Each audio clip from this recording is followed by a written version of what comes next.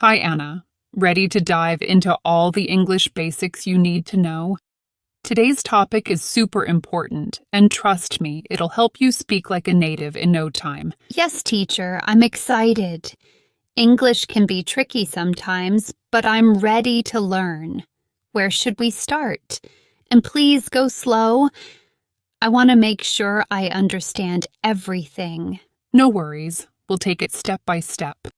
Let's start with something basic but super important. How are you? Have you heard this question before? Oh, yes, of course. People ask it all the time. And I usually say, I'm fine, but I've heard it's not what native speakers actually say. Is that true? You've heard correctly. Native speakers don't usually say, I'm fine. It sounds a bit too formal or even robotic. Instead, you can say, I'm good, pretty good, or even not bad. These are much more natural. Ah, I see. So, I'm fine is too formal for everyday conversation? That's interesting because in school they always teach us, I'm fine. So if I'm feeling good, I can just say, pretty good, or I'm good. Exactly, you've got it. Pretty good is a very common response, and it sounds way more relaxed. Now let's talk about what to say if you're not feeling good. You can say, not so good, or I've had better days. That way, you're being honest, but still keeping it casual. Oh, I like that.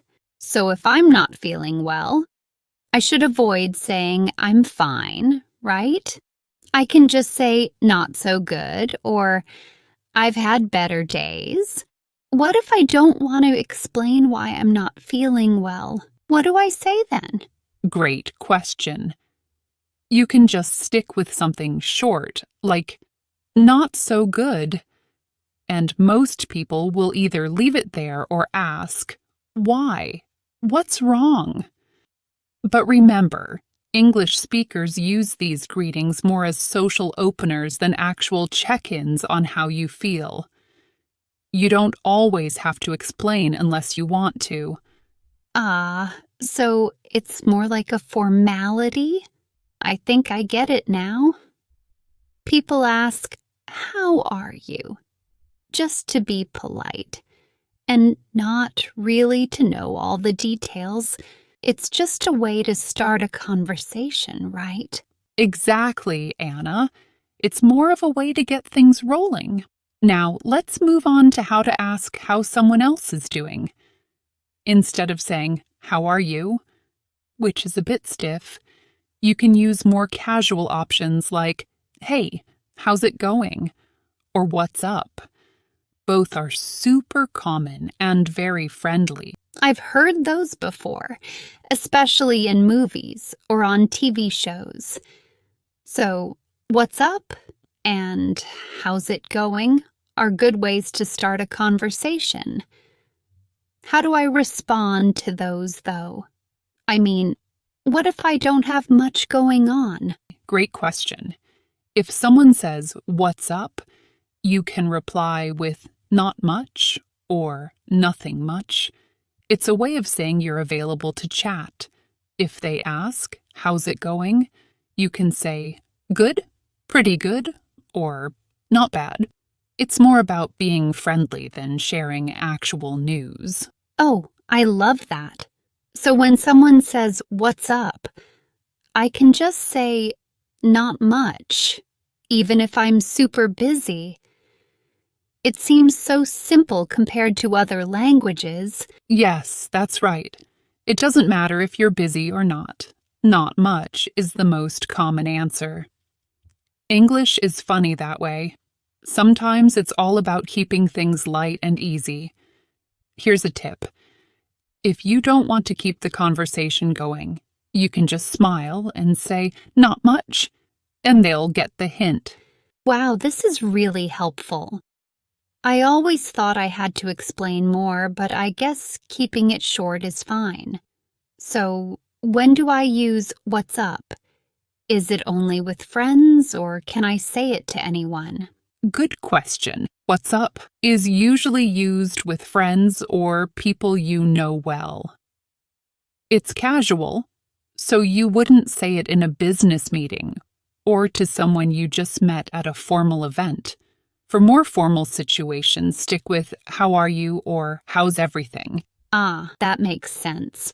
So, what's up is more for casual conversations, and how are you works in more formal settings. I think I'm starting to understand the different levels of formality in English. It's so interesting. You're doing great, Anna. English has a lot of casual expressions, but once you get used to them, they become second nature. Now let's talk about asking about someone's job. Many students make the mistake of saying, "What is your job?" which sounds too formal. Instead, native speakers say, "What do you do?" Oh, I've heard that before. But sometimes I get confused because it sounds a lot like, "What are you doing?"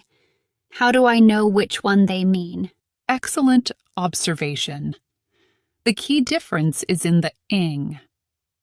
What are you doing? Asks about right now, as in what you're doing this moment. On the other hand, what do you do? Asks about your job. It's short for, what do you do for a living? So listen carefully for the ing sound. Got it. So if they don't say ing, they're asking about my job. And I just respond by saying, I'm a teacher or I'm a student, right? That's right. Keep it simple. You can say, I'm a teacher, I'm a nurse, or I'm an engineer. If you want to give more details, you can add where you work. For example, I work at a hospital, or I work for a big company like Microsoft or Google. That's so helpful. I've always been a little nervous about talking about my job in English. So let me try. I'm a student and I study at university. Does that sound good? Perfect. You nailed it. You could also say, I study at, and add the name of your university if you want to be more specific. Ah, I see. So I could say I study at Madrid University or I study at the University of Barcelona. I like that it's so flexible. Exactly. And here's another useful tip. If you work for a well-known company, you can say, for example, I work for Apple, or I work for the New York Times. It sounds more natural than saying, my job is... I love that. It sounds so professional, but also easy to say. I feel like I'm getting more comfortable with this. What's next?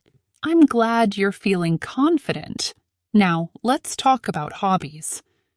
Instead of saying, do you have any hobbies? Which sounds a bit old-fashioned, we usually ask, what do you do for fun? Or, what do you do in your free time?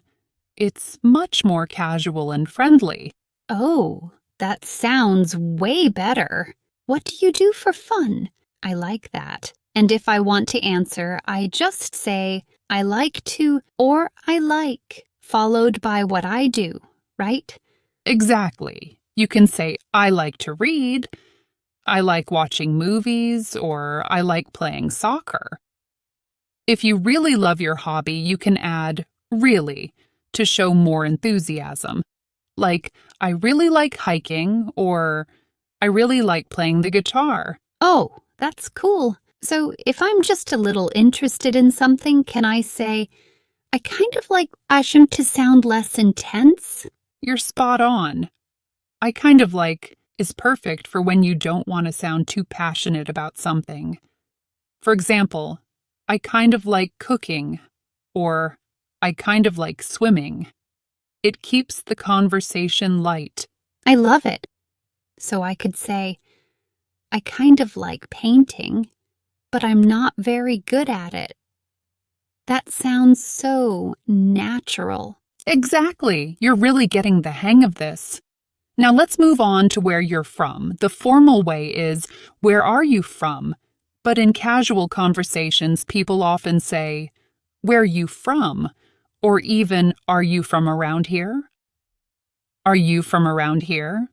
Is perfect when you're in a specific location and want to know if the person is local. It's casual, but polite. If you're in another country or speaking to someone who clearly isn't local, where you from works just fine. Oh, I've heard where you from before, and I always wondered if it was correct. It sounds so much more relaxed than where are you from? And are you from around here?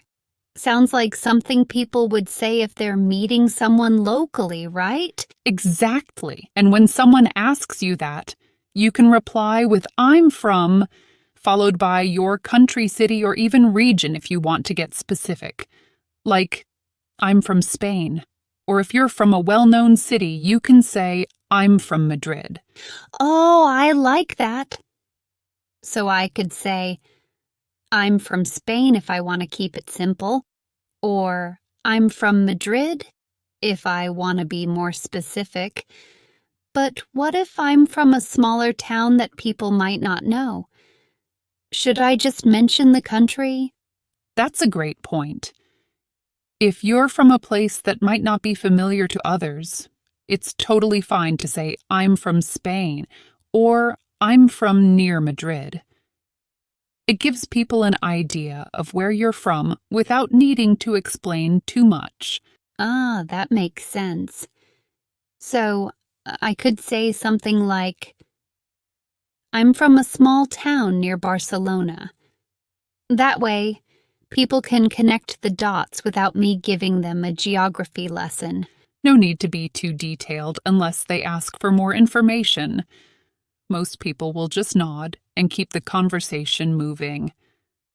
Speaking of moving, let's talk about something closely related. Asking where someone lives. Oh, I was just about to ask. I never know how to ask that without sounding too direct. What's the best way to ask someone where they live? Great question. Instead of saying, where do you live? Which can sound too forward, try using something a bit softer like, do you live around here? Or, where are you staying? If you're traveling. These are less direct but still get the information you need. Oh, I see. So, do you live around here?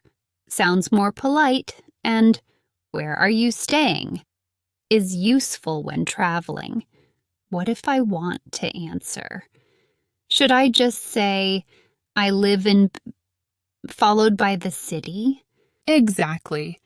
You can say, I live in, and add your city.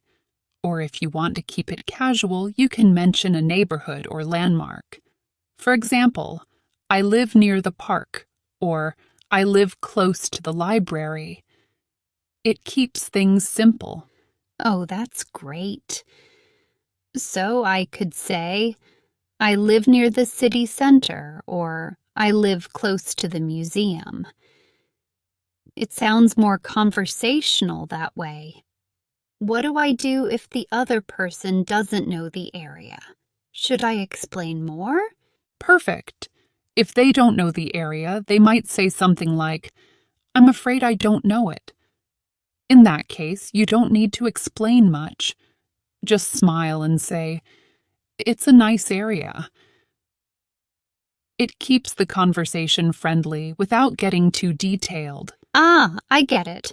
So I don't need to give them a full description, just something simple like, it's nice. That sounds so easy. What if I want to keep the conversation going?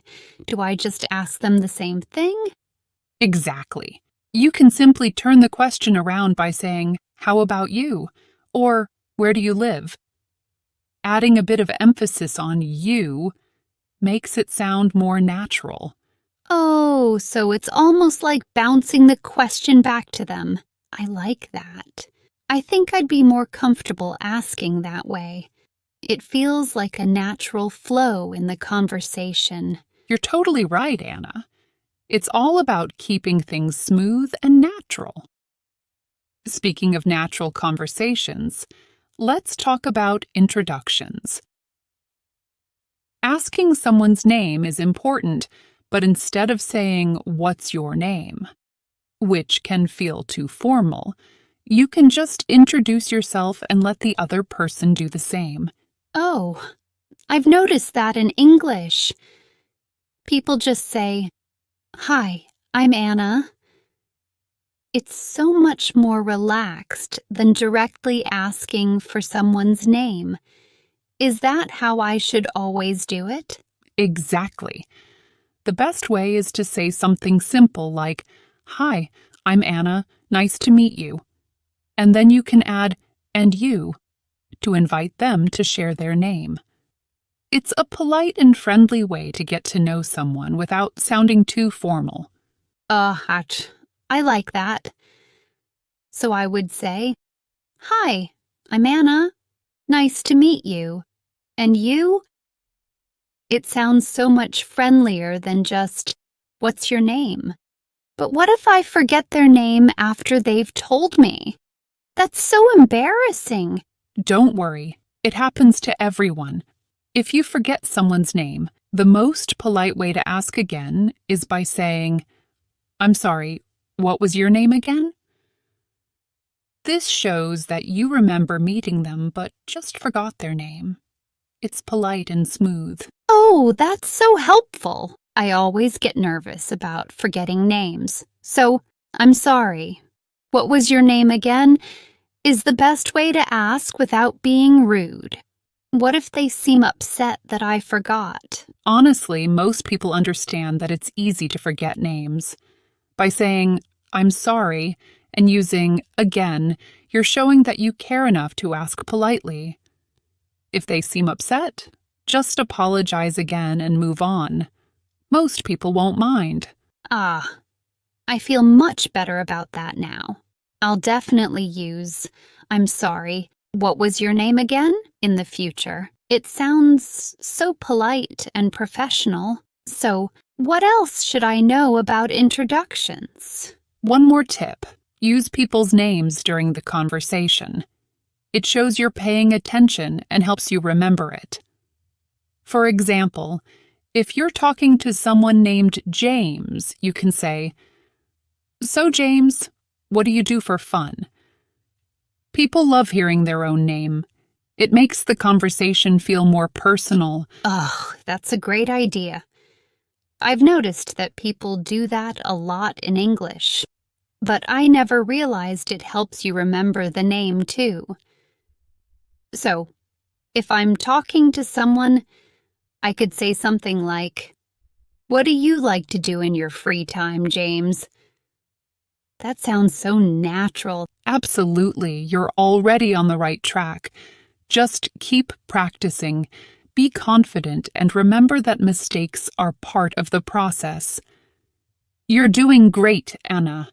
I'm proud of how far you've come. Thank you so much, teacher. This has been so helpful, and I feel like I've learned a lot today.